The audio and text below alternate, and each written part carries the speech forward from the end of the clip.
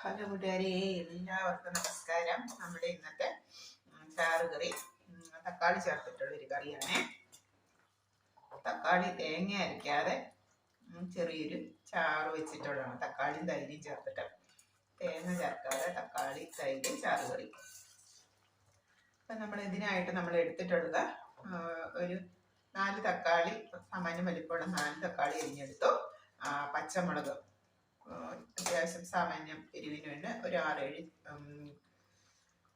മുളക്, പച്ചമുളക് കീറിയെടുത്തു. 2 കഷ്ണം ഇഞ്ചി എടുത്തു. ചെറിയുള്ളി 4 എടുത്തു. വെളുത്തുള്ളി 3 അല്ലി എടുത്തു. അപ്പം അതെല്ലാം കൂടെ നന്നായിട്ട് ചെറുതായിട്ട് അരിഞ്ഞ് നമ്മൾ കടുക് തളിച്ച് എണ്ണയിലേക്ക് ഇട്ട് കൊടുത്തു.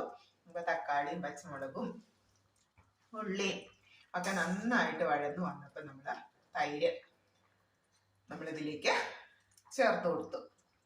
ആവശ്യത്തിനുള്ള തൈര് നമ്മളിതിലേക്ക് ചേർത്ത് കൊടുത്തു.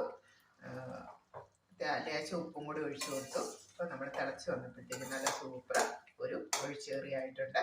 അപ്പം നമ്മളിതിൽ തക്കാളി, പച്ചമുളക്, ചെറിയുള്ളി, വെളുത്തുള്ളി, പുളിക്ക് മോര് ഞാൻ തൈരായിട്ട് തന്നെയാണ്, കടയിൽ നിന്ന് വാങ്ങിയ തൈരാണ്, തൈരായിട്ട് തന്നെയാണ് ഉപയോഗിച്ചിട്ടുള്ളത്.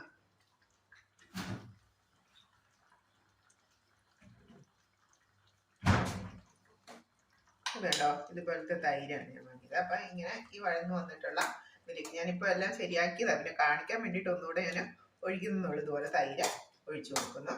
അത് നന്നായിട്ട് മിക്സാക്കി എടുത്ത് കഴിയുമ്പോഴത്തേക്ക് നമുക്ക് ആവശ്യത്തിന് ഉപ്പും പുളിയെല്ലാം പച്ചമുളകിൻ്റെ എരിവും പുളിയെല്ലാം പിടിച്ച് കഴിഞ്ഞാൽ പിന്നെ നമുക്ക് ഒന്നും ചേർക്കേണ്ടതില്ല.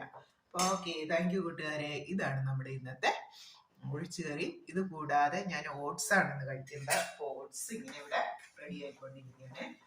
ഞാൻ സാമാന്യം ചില ദിവസങ്ങളിൽ ഓട്സ് ആണ് കഴിക്കുന്നത് ബ്രേക്ക്ഫാസ്റ്റ് ആയിട്ട്. അപ്പോൾ നമ്മുടെ ചാറുകറിയും ഓട്സും റെഡി ആയിട്ടുണ്ട്. ഓക്കെ, താങ്ക് യു കൂട്ടുകാരി. Thank you.